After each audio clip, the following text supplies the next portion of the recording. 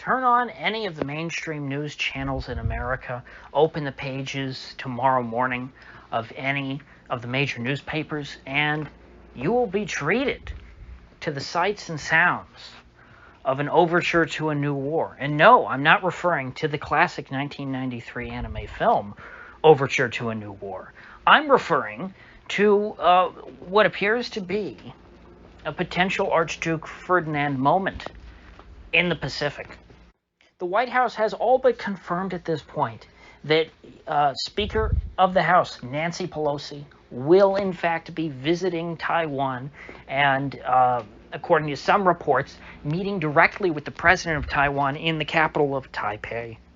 And this trip has the potential to provoke the Chinese regime in Beijing into invading Taiwan and conquering it and reintegrating it into the Chinese state, which, as I pointed out 2 days ago, Taiwan has never been a part of the current communist Chinese state, though has been governed by previous Chinese regimes, such as the Republic of China, which officially is still the government in Taiwan.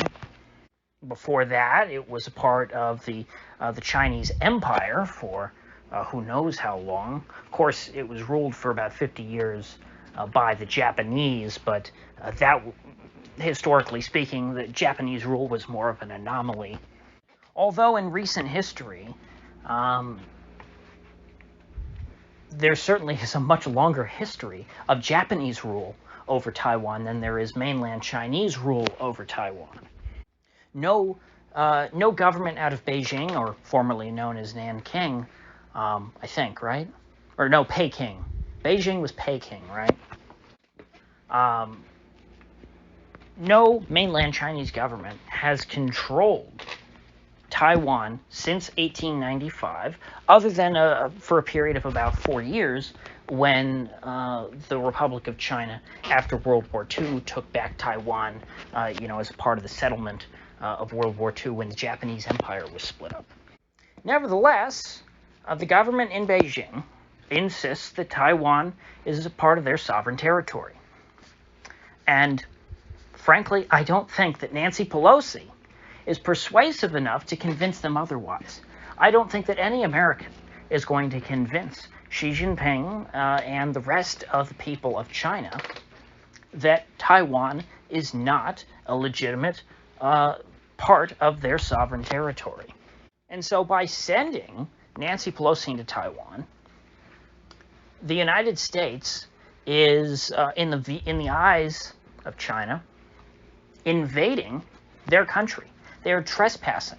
They're making an unauthorized trip to a place that China regards to be a part of China. And China has not approved any visit by Nancy Pelosi to the island of Taiwan. And I discussed most of this a couple days ago when it was just talked about, when it was just a possibility. But now it is all but confirmed. The White House has said that Nancy Pelosi has every right to visit Taiwan. That, to me, is as much of a recognition that we're going to get prior to her actually setting foot in the country. Taiwanese media has been reporting it as a matter of fact. Nancy Pelosi is coming to Taiwan. She will be meeting with the current Taiwanese president. And the net effect of this will be to encourage or provoke, depending on the language you want to use, the mainland Chinese government to speed up any timetable that they had for invading and conquering Taiwan.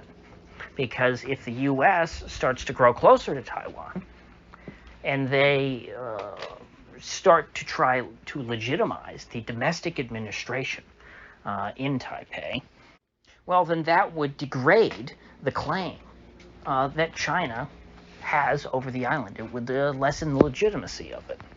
And it would also increase the risk that the U.S. Might actually defend Taiwan in the case of a war with China. At this stage, I think that the Beijing government rightly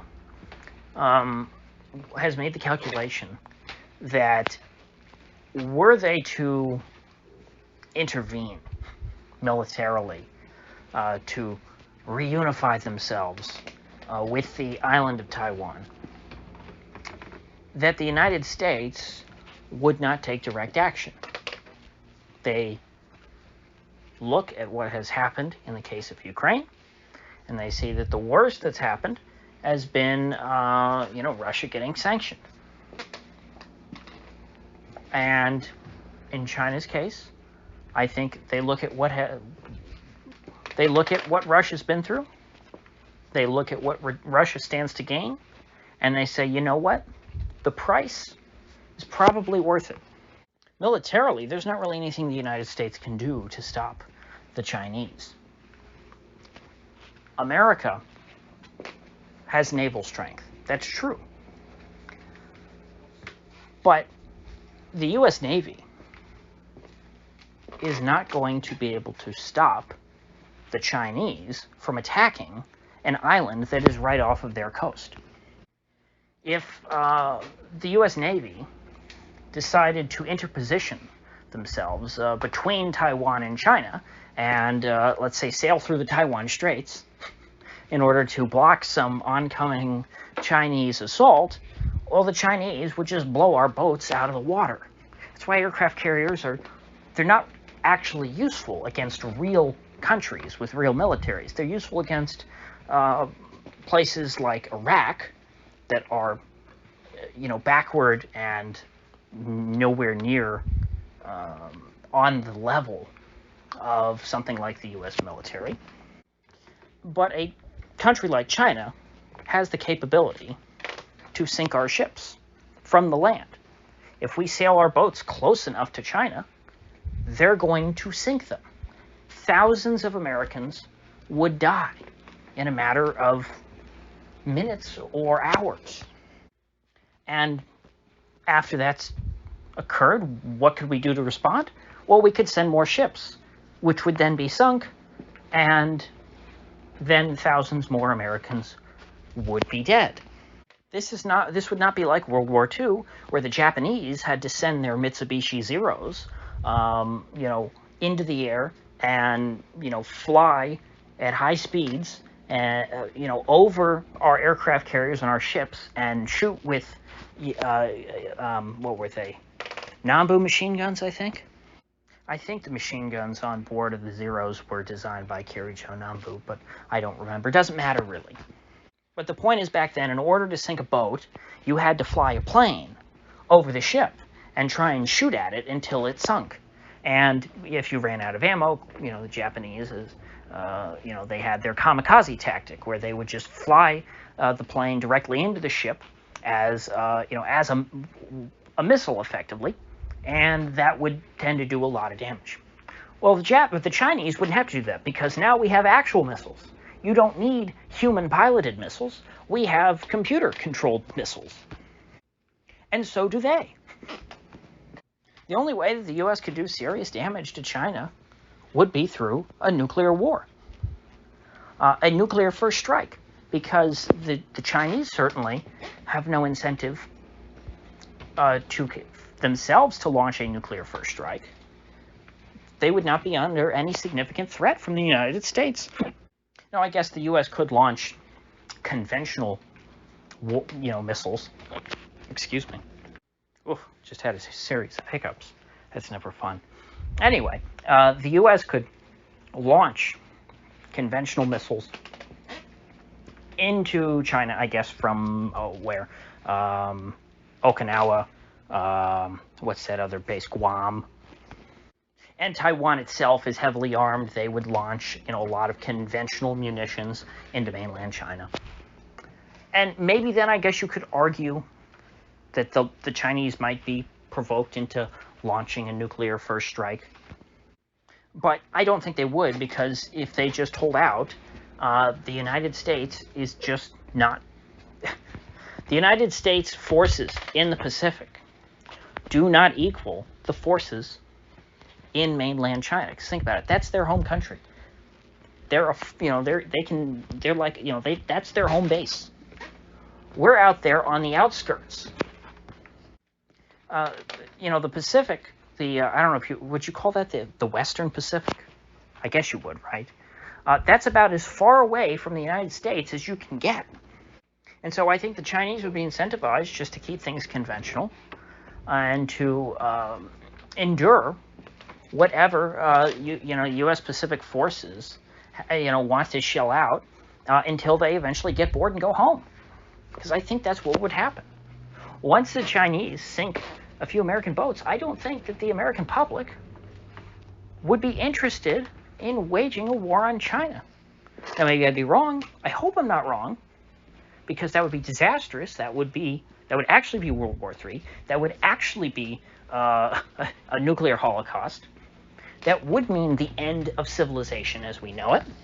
And so I hope in that case the cooler heads would prevail, and the U.S. would just say, you know what, this whole provoking a war over Taiwan thing is just a bad idea. I think we're going to pick up our toys and go home.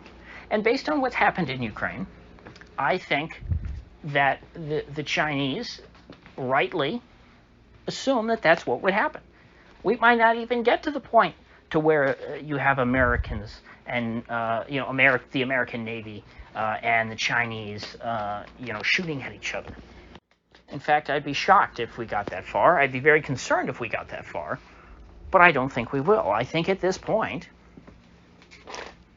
the Chinese would meet the least resistance possible upon invading Taiwan.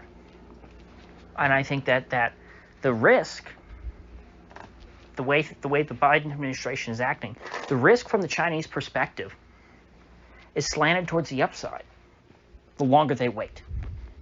Because what they're looking at and witnessing is the Biden administration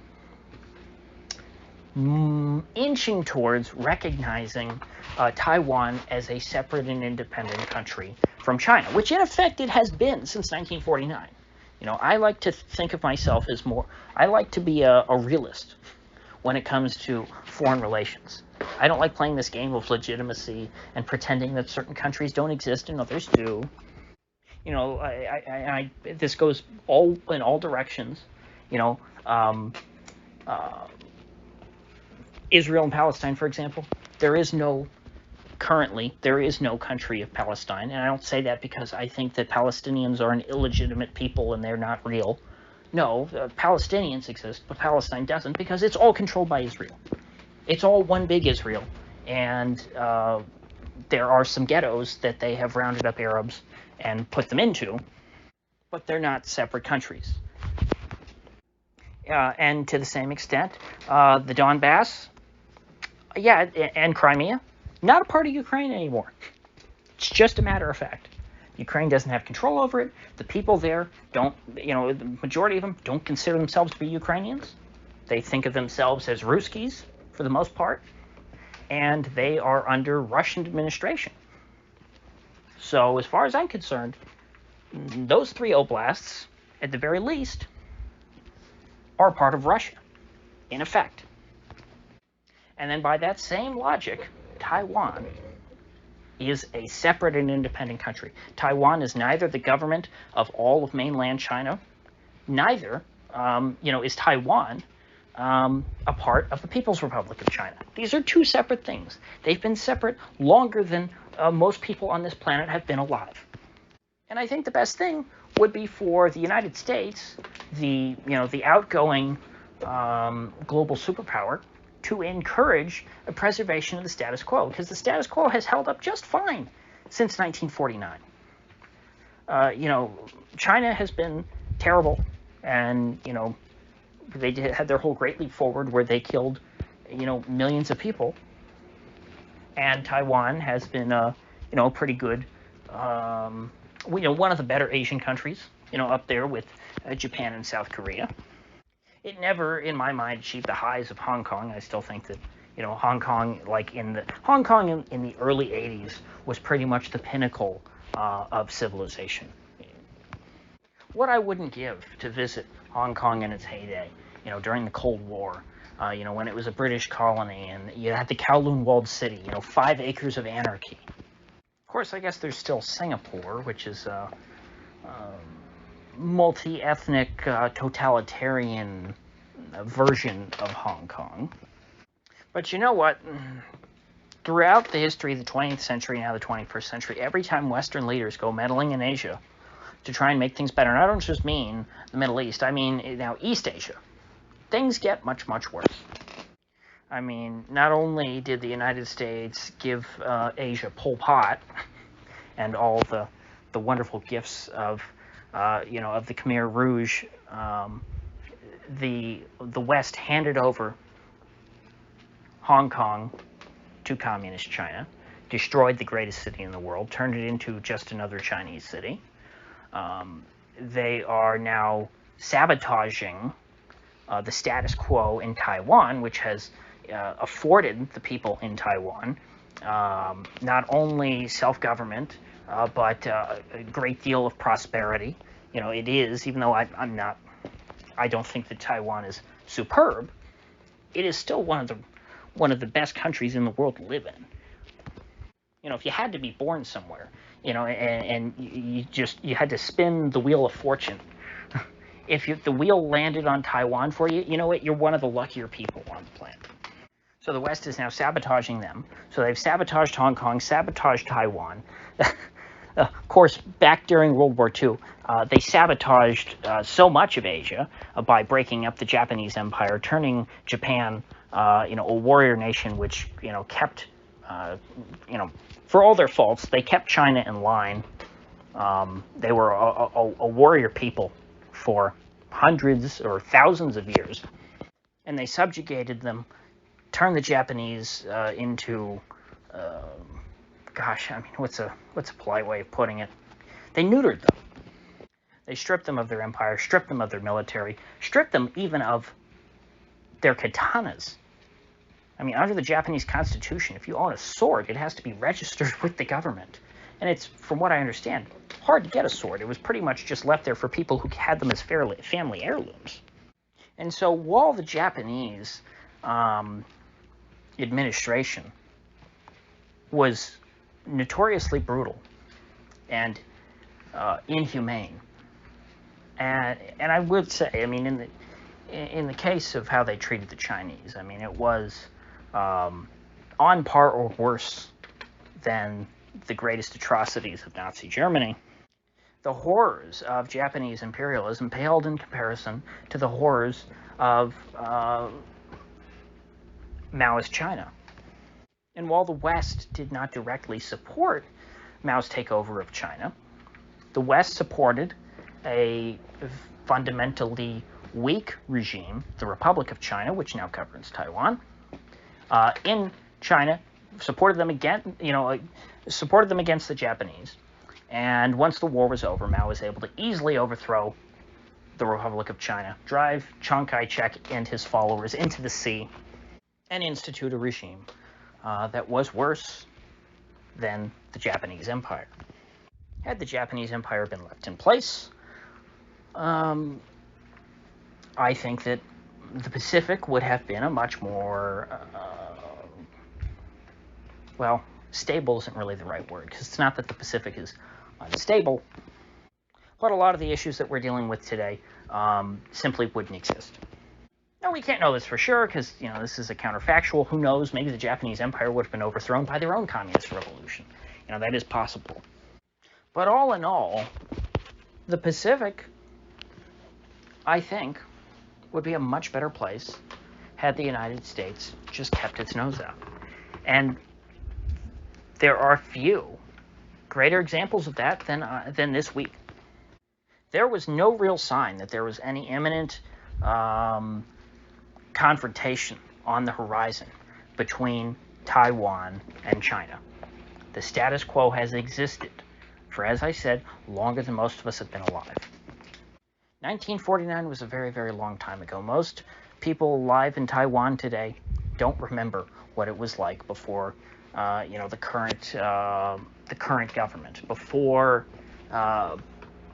the communists were in power on the mainland, and before their government was limited to this tiny island. And likewise, the people in mainland China, very few of them would remember a time when Taiwan was a part of China. Would there eventually be a dust-up between the CCP and the KMT? Although I don't think the KMT is actually in power in Taiwan anymore, so maybe that's a bad analogy. But they used to be, that was the other faction. Those were the two factions in the Chinese Civil War, the KMT and the CCP. I believe it's Kuomintang or something. Chinese nationalists, they go by a couple names. But anyway, yes, the people in Taiwan and the people in Beijing would probably eventually butt heads. But the longer we put that off, the better. In fact, maybe if you waited them out long enough, communist China at some point might collapse, and then they wouldn't be an issue anymore. I mean, I'm not exactly someone who thinks that communism is a very efficient political and economic system. That's just my opinion. And the reason why China does still exist and has been growing at such a rapid rate for the past couple of decades is because China has been straying from full communism and branching off more into just corporatism and fascism. And for all its faults, fascism is still better than communism. Although it seems to me that Chinese fascism, and I don't like calling it that because it's not what it is. Fascism is a very specific term, but in practice, the policies, whether they're more German or Italian, that also would make a big difference.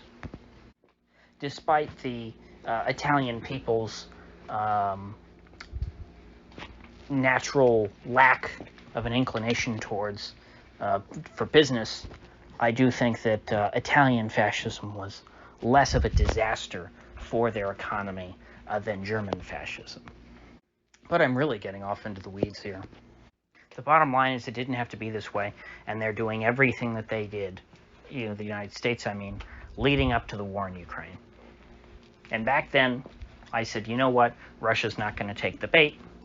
This is stupid. Why is the U.S., basically asking Russia to invade Ukraine?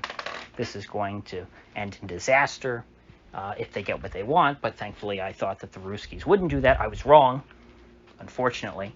I was too optimistic. And I would say I have learned my lesson. I still have sort of a normalcy bias. My gut instinct is that, well, this can't happen. But you know what? It can't happen because it just happened a couple months ago. And I wouldn't put it past this administration to blow up two countries, wipe them off the face of the map entirely in the same year, because that's what happened. Ukraine has ceased to exist as we know it. It may be wiped off the map entirely. And Taiwan, I think, is far more likely to be completely annihilated than even Ukraine, because the Russians will probably leave some rump state in Ukraine. I don't think they want the entire thing. But Taiwan, it's just one island. Chinese invade Taiwan, the whole country's gone. And if China does do it, I assure you, the U.S., once the war starts, the U.S. will not be able, even if they wanted to, even if we were fully committed to it, we would not be able to defend that island. So with that said, I will see you folks back here tomorrow.